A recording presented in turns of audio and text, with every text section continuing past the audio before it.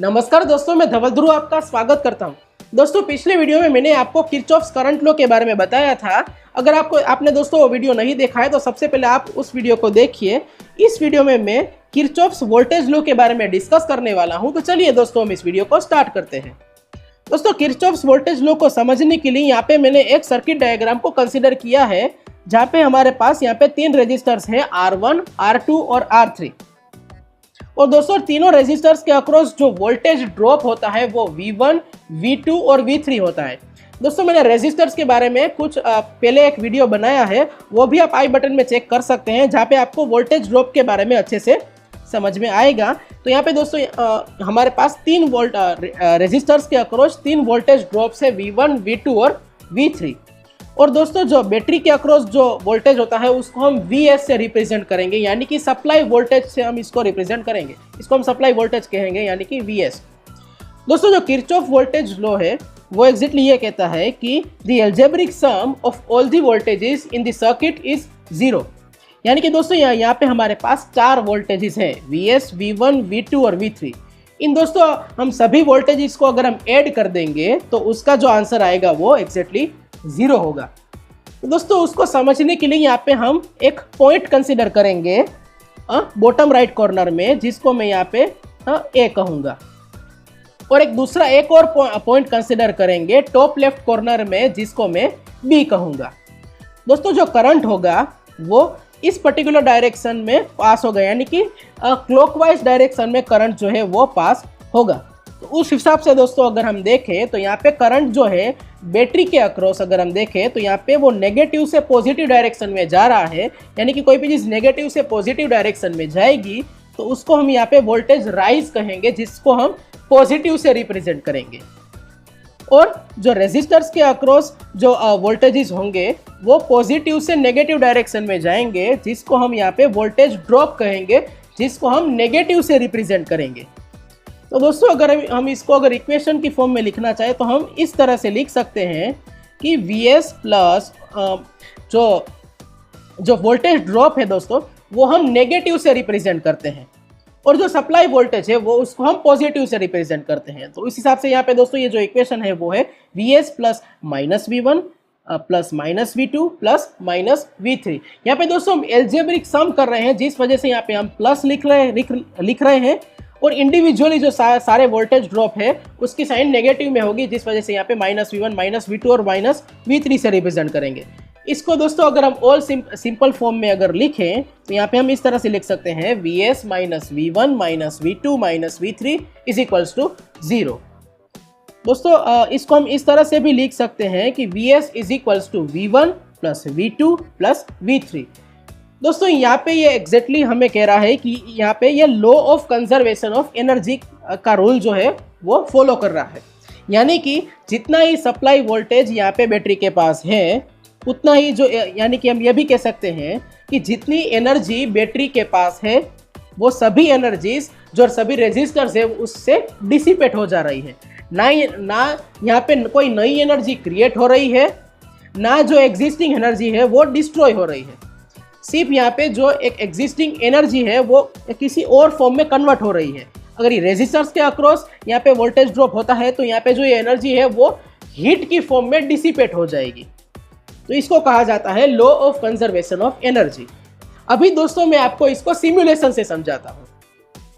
दोस्तों, अभी मैंने यहाँ पे फोर्स्टर वेबसाइट को ओपन किया हुआ है। अभी मैं आपको इसमें सिमुलेशन बताता हूँ। तो सबसे पहले आपके यहाँ पे फाइल में और न्यू ब्लैंक सर्किट में आ जाइए। यहाँ पे दोस्तों हम एक सिंपल सर्किट बनाने वाले हैं जो अभी मैंने आपको एक्सप्लेन की थी। तो यहाँ पे हमको सबसे पहले रेजिस्टर्स बनाने हैं। तो रेजिस्टर्स बनाने के लिए यहाँ पे हमारे पास ड्रॉ में आ जाना है, और यहाँ पे ये रेजिस्टर लिखा हुआ है, और यहाँ पे एक शॉर्टकट है R। तो यहाँ पे हम सिंपली शॉर्टकट को भी यूज़ कर सकते हैं। तो यहाँ पे मैं शॉर्टकट्स R को यूज़ करके रेजिस्टर्स ड्रॉ कर लेता हूँ कुछ इस तरह से, और हम यहाँ पे एक वायर को ड्रॉ करने के लिए हम W को शॉर्टकट लिखेंगे, और इस तरह से सभी रेजिस्टर्स को यहाँ पे मैंने ज्वाइन कर दिया। और इस तरह से अभी यहाँ पे इस पर्टिकुलर जगह में यहाँ पे मैं सप्लाई वोल्टेज लूँगा। तो यहाँ पे ड्रॉ में इनपुट सोर्स में आ जाइए, और 2 add to voltage source to terminal, इसका शॉर्टकट V है। तो यहाँ पे मैं इस तरह से सप्लाई वोल्टेज भी ऐड कर देता हूँ और W से मैं वायर ड्रॉ कर देता हूँ इस तरह से। तो इसके अक्रॉस दोस्तों यहाँ पे करंट फ्लो होगा। यहाँ पे दोस्तों मैं सबसे पहले वोल्टेज सोर्स को मैं 6 वोल्ट ले लेता हूँ। यहाँ पे मैंने इसे एक रेंडमली एक एग्जांपल कंसीडर किया है और यहाँ पे मैं सभी रजिस्टर्स को एडिट करके यहाँ पे ये 1 वोल्ट है, 1 ओम है, ये दूसरा वाला रजिस्टर्स है वो 2 ओम है और तीसरा वाला जो रजिस्टर है वो 3 ओम है। तो यहाँ पे ये करंट की स्पीड है वो काफ़ी ज़्यादा है, तो इसको मैं आपको स्लो कर देता हूँ ताकि आपको सही से ये समझ में आए।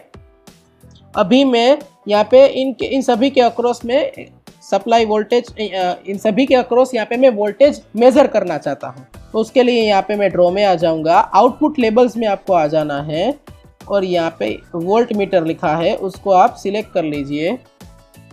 यहाँ पे मैं इसको इन सभी वोल्ट मीटर को इस तरह से प्लेस कर देता हूँ, W को प्रेस करके इस तरह से वोल्टेज में मेज़र कर लेता हूँ।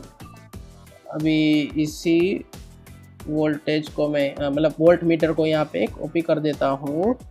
दोस्तों आप यहाँ पे स्पेस अगर आप प्रेस करेंगे तो यहाँ पे ड्रैग का ऑप्शन आएगा जिससे आप यहाँ पे ड्रैग कर सकते हैं। फिर वापस से W को प्रेस करके मैं यहाँ पे वायर्स कनेक्ट कर देता हूँ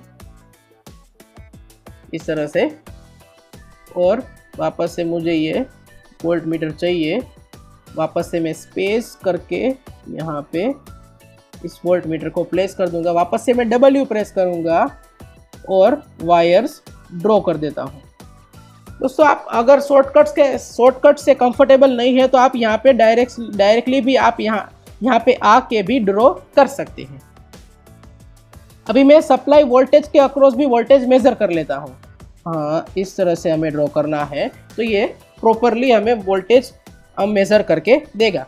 आप दोस्तों यहाँ पे देख सकते हैं कि जो सप्लाई वोल्टेज है वो पॉजिटिव में यहाँ पे कैलकुलेट हो रहा है। मैंने यहाँ पे वोल्ट मीटर इसी तरह से कनेक्ट किए हैं जिससे मैं आपको किरचॉफ वोल्टेज लॉ सिमुलेशन की फॉर्म में समझा सकूँ। तो यहाँ पे जो ये सप्लाई वोल्टेज है वो यहाँ पे हम पॉजिटिव में मेज़र कर रहे हैं और जो वोल्टेज ड्रॉप्स हैं सभी वो नेगेटिव में मेज़र कर रहे हैं। तो जिस हिसाब से आप यहाँ पे एल्जेब्रिक सम इसका करेंगे तो ये आपको 0 ही मिलेगा। तो दोस्तों कुछ इस तरह से किरचॉफ्स वोल्टेज लॉ वर्क करता है। यहाँ पे मैं दोस्तों एक और सर्किट बनाता हूँ और आपको मुझे कैलकुलेट करके देना है। तो यहाँ पे मैं इस सर्किट को मैं डिलीट कर देता हूँ। सिंपली मैं यहाँ पे सभी वोल्ट मीटर्स को डिलीट कर देता हूँ और सभी वायर्स को भी डिलीट कर देता हूँ।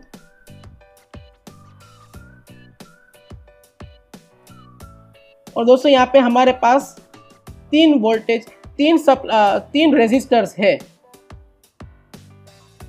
लेकिन मैं छोटा सा इसमें ट्विस्ट ऐड कर लेने वाला हूं। तो यहाँ पे मैं इस वायर को डिलीट कर देता हूं और यहाँ पे मैं ड्रॉ में जाऊंगा, इनपुट सोर्स,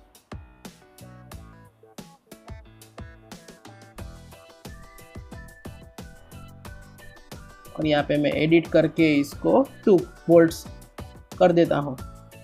अभी दोस्तों इस पर्टिकुलर सर्किट में आपको मुझे कैलकुलेट करके देना है कि ये जो 3 वोल्ट का जो रेजिस्टर है उसके अक्रॉस कितना वोल्टेज ड्रॉप होगा। आपको सिंपली यहाँ पे किरचॉफ वोल्टेज लॉ की जो इक्वेशन है Vs is equal to V1 plus V2 plus V3 and so on, जितने भी वोल्टेज यहाँ पे अवेलेबल हैं इस पर्टिकुलर सर्किट में, उस हिसाब से आपको कैलकुलेट करके मुझे नीचे कमेंट्स में आपको मुझे बताना है। मैं आपको नेक्स्ट वीडियो में इसका सोल्यूशन बताऊंगा। तो दोस्तों आई होप आपको किरचॉफ्स वोल्टेज लॉ अच्छे से समझ में आया होगा। दोस्तों आज के लिए बस हम इतना ही रखते हैं। Thank you so much for watching this video.